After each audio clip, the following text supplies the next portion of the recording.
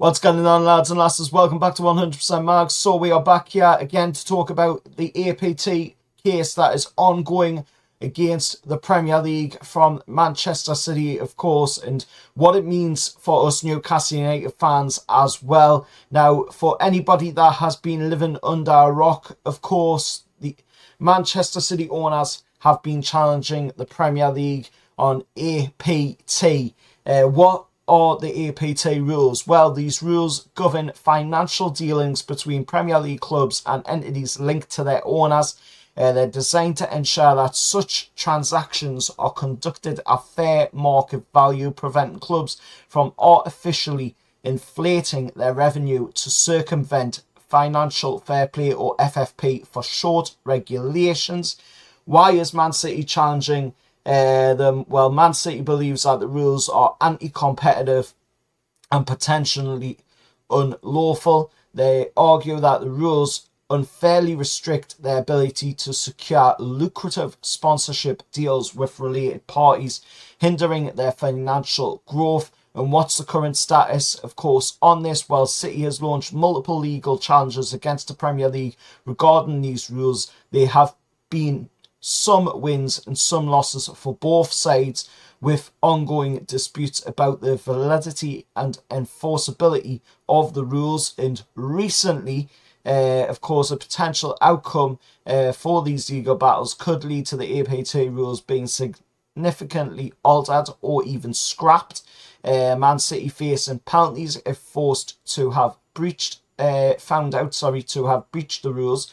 A major shift in the financial landscape of the Premier League as well. But recently, Man City have, of course, gotten a victory over the Premier League on these rules and have proven, of course, now more than once that these rules are unlawful and unenforceable. So the Premier League, to that news, of course, went out in November of 2024 and tried to blue pencil these rules and, of course, change them slightly to try and allow APT to still remain in the game, which now Man City are challenging after winning, of course, recently against APT 1. They are now challenging APT 2, which is, of course, the altered rules from November 2024, of course, last year. And if Man City prove that them rules are also unlawful and unenforceable, which it turns out that seems that is the case, then this will, be able to benefit not only Man City, but also benefit other teams in the league, of course, and my team, of course, Newcastle United, it will benefit as well. And what does this mean for Newcastle United? It also means the same for everybody else as well in the league. Increased financial flexibility. If City are successful with their challenge against the rules, it could open the door for Newcastle United and other clubs to secure more favourable deals with companies linked to, of course, their ownerships or just any sponsorship in general. This could significantly boost their financial power and allow them to compete with, of course, the top teams in the league. Like we're seeing this season, there's many teams, not just my team, Newcastle United, not just Man City, there's other teams like Nottingham Forest, there's teams like Bournemouth, then you've got Brighton in there as well. You've got many teams this season that are challenging to be part of that top six, the European football, claim European football for their teams. And these teams are being held back because these teams can't go out there like, the likes of Liverpool, Man U, Arsenal, etc. The Red Cartel, as they are being called, can go out there and get sponsorship deals and they can have them at the price that they want. We'll see it with Chelsea. Chelsea's going out there, they're selling hotels to themselves, they're selling their women's team to themselves. They've spent, since Todd Bowley came in, over $1.5 billion in the transfer windows on their team, whilst us, on the other hand, us Newcastle United fans and other teams that are in similar boat to us, who want to be able to, compete at a high level, are being held back financially. We're being held back on the playing side of things as well, but for the financial side of things, which is where the APT case comes into it,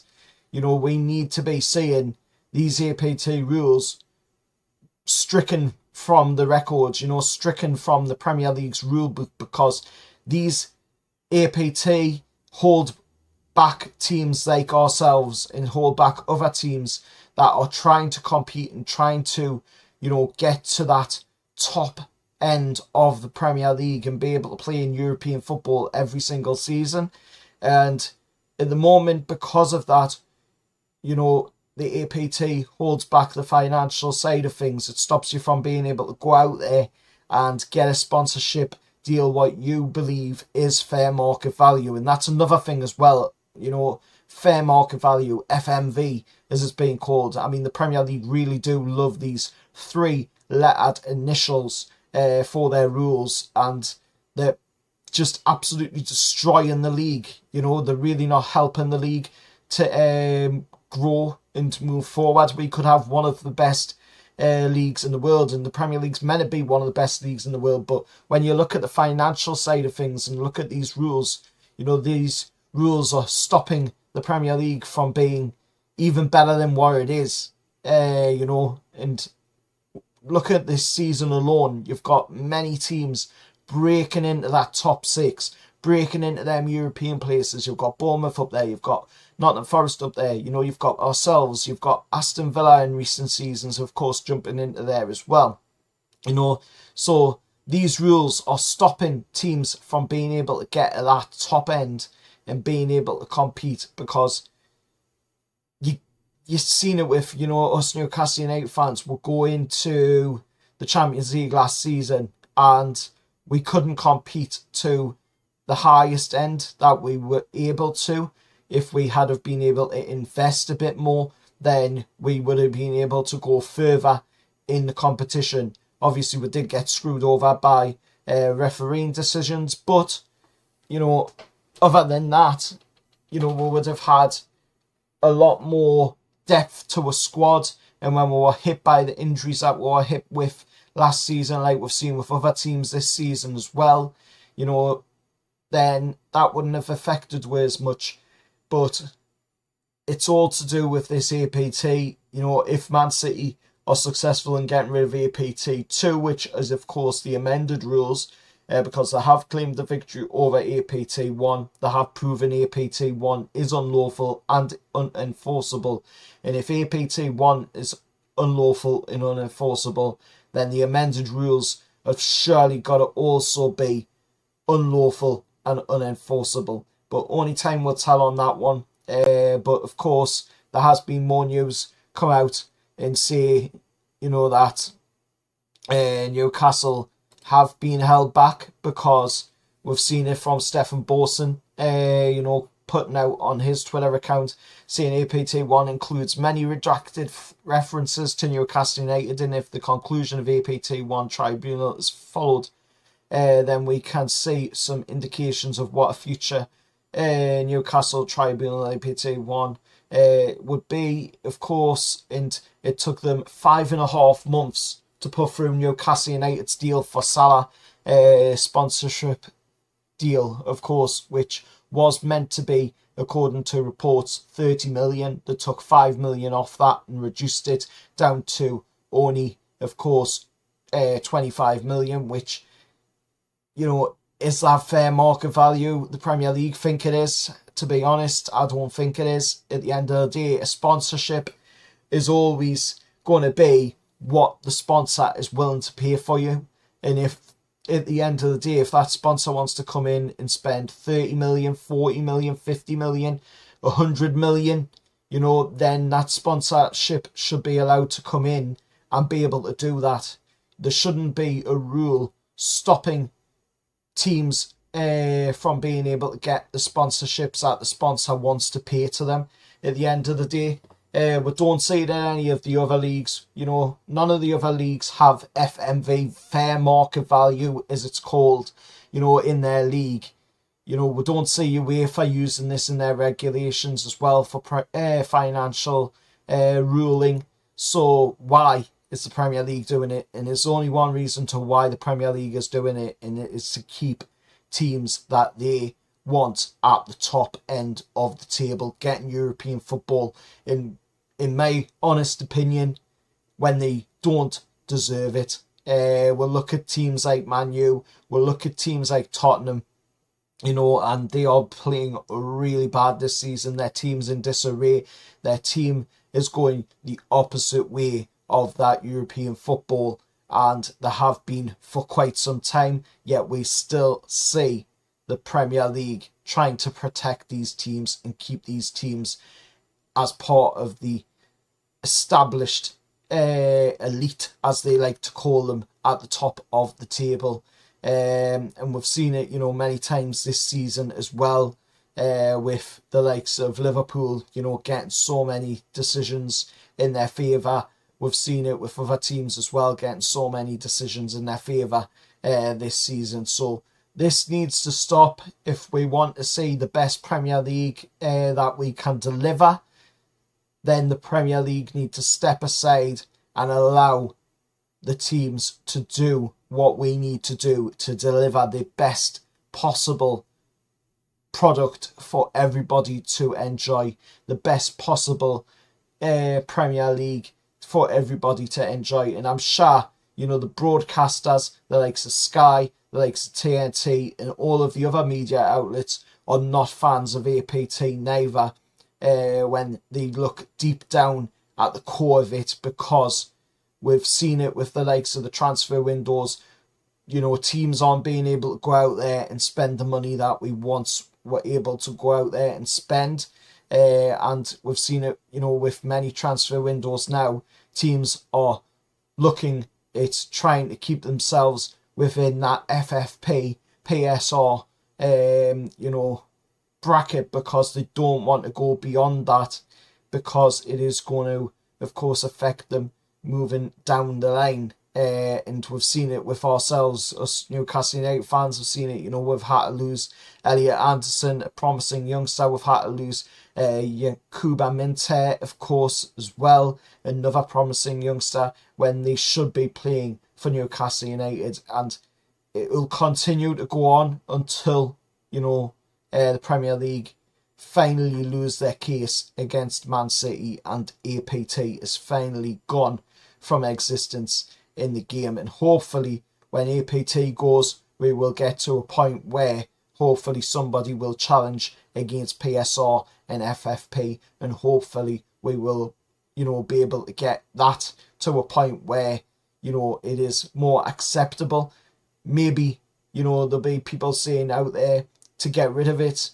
Yes, it would be nice if it was gone from the league, but we could maybe come to a compromise and adjust it so that it is not as strict as it is in holding teams back. Because at the end of the day, the teams at the top end of the table, the likes of Man City, the likes of Liverpool, the likes of Arsenal, these teams have been able to have years upon years to be able to build their infrastructure, be able to build, you know, their finances with sponsorships.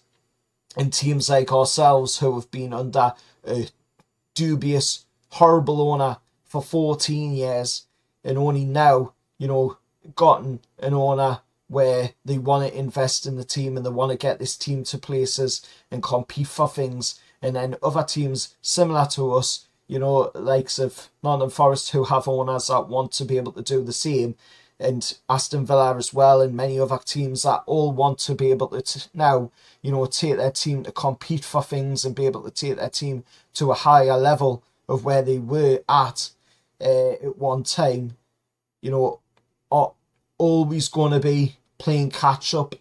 If something like APT is there and something like FFP, PSR is there, you're always going to be playing catch up with these teams that have already had all them years to get ahead in the game. But anyway, let us know your thoughts down in the comments below. Hopefully you have understood everything I've said in this video. I've tried to explain it in layman's terms the best I can. I'm not the biggest financial expert at the end of the day. You know, I just go with what I see and give you my opinion as I see it, and that is pretty much the best I can do, to be honest. So hopefully it has been of no for you. If you want to, you know, see it from a bit more of a financial expert side of things, maybe look at accounts like Kieran Maguire, you know, Stephen Bolson's account on Twitter as well. You know, them guys are financial experts in football. They'll be able to explain it in a more financial way, and be able to explain it probably in a better way than maybe I have in this video. But if you have understood it, then please do hit the like button. It's massively appreciated and never taken for granted.